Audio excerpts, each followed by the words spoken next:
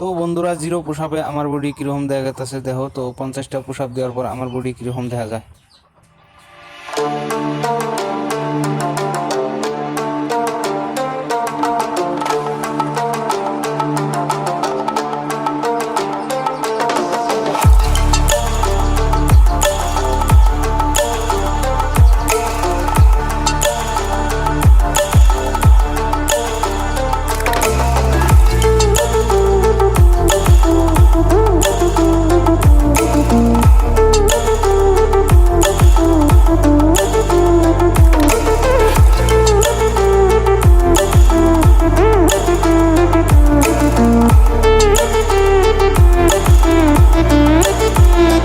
তো বন্ধুরা, finally 50টা push up complete করার পর আমার বডি এরকম দেখা গেছে।